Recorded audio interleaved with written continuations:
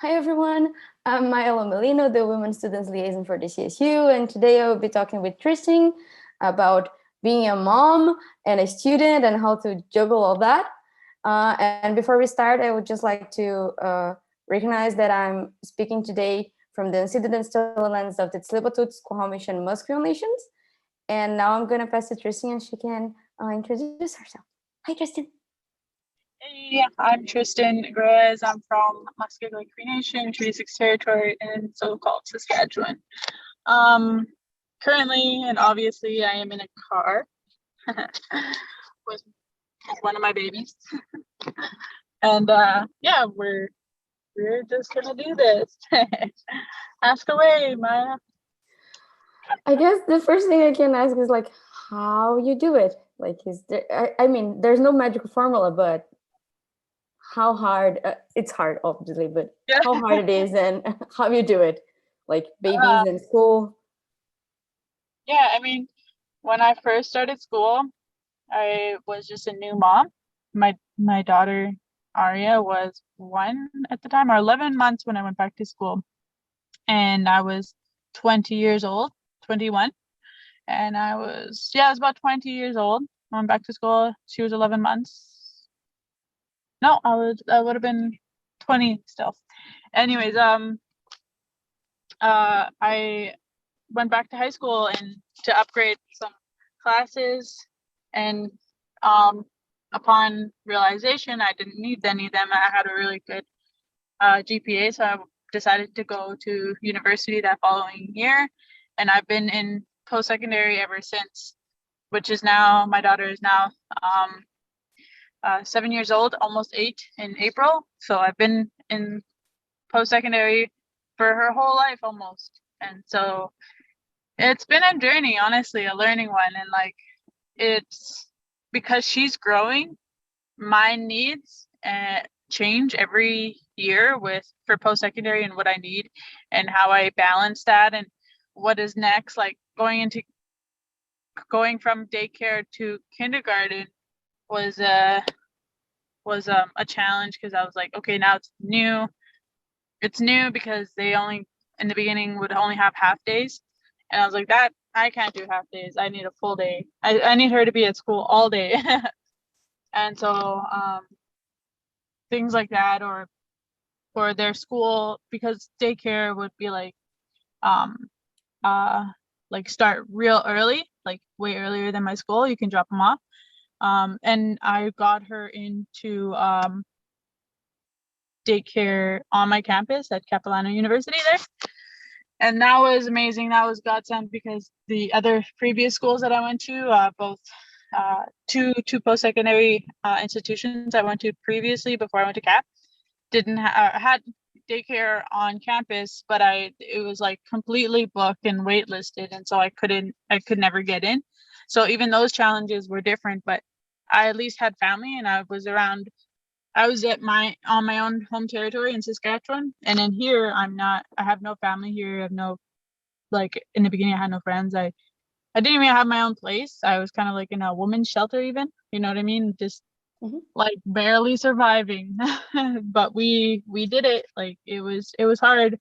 Like the how I did it was just doing it, right? Just not making excuses, reaching out for support and help from community resources that support single moms, and so yeah, it's hard.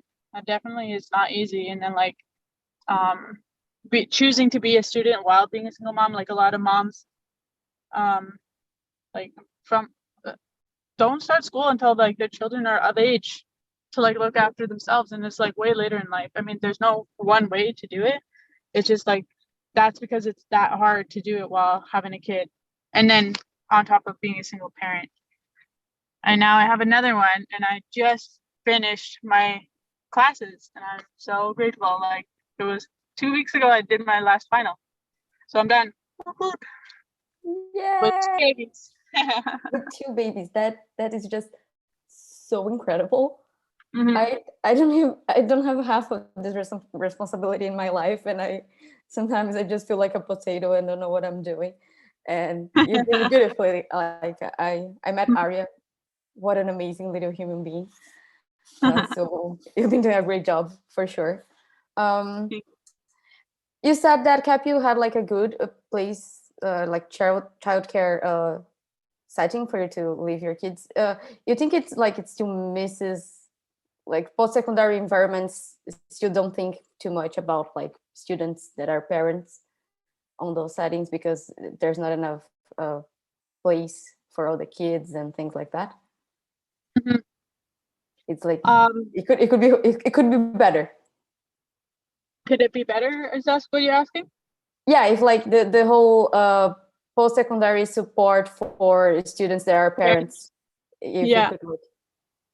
Oh yeah, definitely so much better. Like there are times when I had to actually bring my kid to school because she'd have like it'd be family day and I'd still have class. So I'm like, and I have no babysitter or like there's just nothing I can do, right? There's no like program that would have Aria.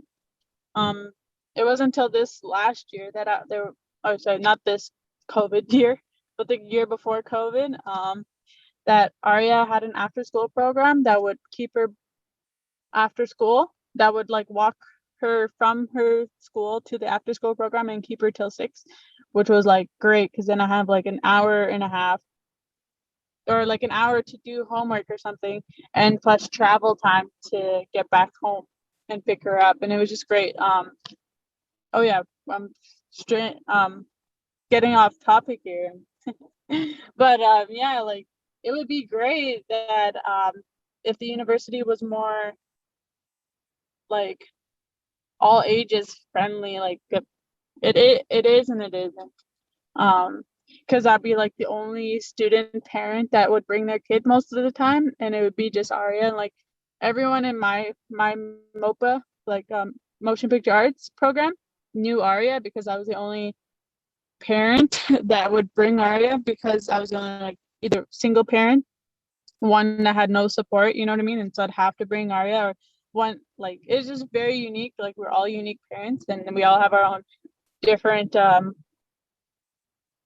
supports, and we all have our different needs.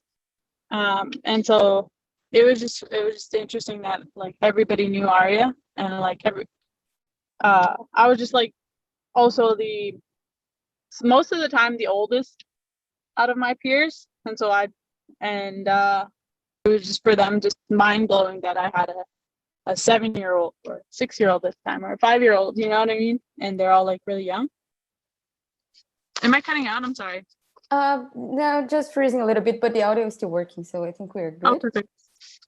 I'm not going to take too much of your time because I know that time is not something that you have. Having two kids. I'm in the back of the car. My baby's sleeping.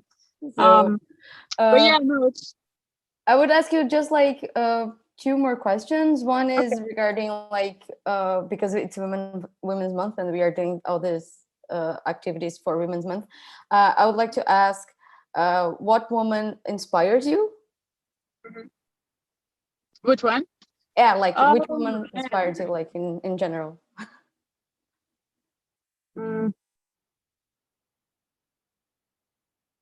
There's so many. I don't even know. I can't even pick one on the top of my head. Like I'd say my cookum inspires me.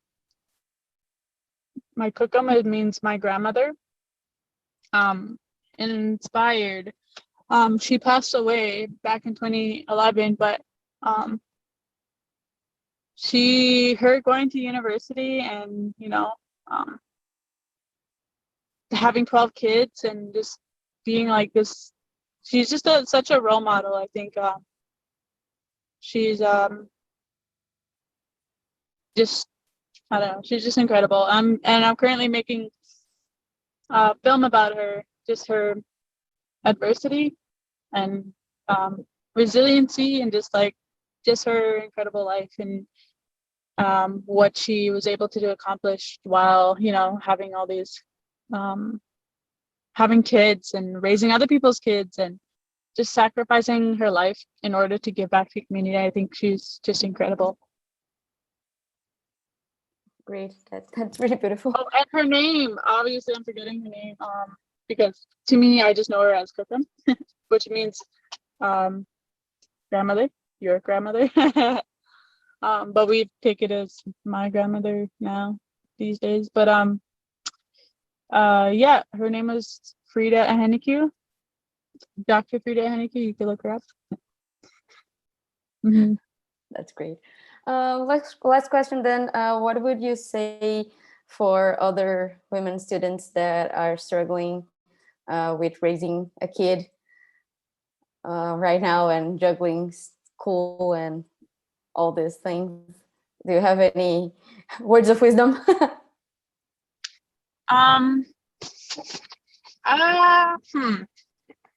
Just really like appreciate the time that you have with your kid now, and like don't look at try to think positive so that your kid can feel that positivity and that light and love and all those things that you want them to experience, and like try to think of get creative and like things that you can do with them during this time. Last year when the pandemic first happened, I pulled her out of school because I was out of school, and it all went online, which was great. I started homeschooling her, and we had like tons of fun. We painted my walls even like just to do it, and like yeah, and I was just like trying to stay positive and then working out, and she was seeing that, and I was just focusing on like you got to focus on yourself as well, like have yourself be like take care of yourself and your well-being, your overall well-being, your mental health, physical, emotional health, spiritual health even, and your kid will see that and it reflects and they get that same energy that you are doing. So like I always say, yeah, my advice would be like take care of yourself, get creative with your kids so they're not so bored during this time, but yeah, and just be positive. That would be my words of advice.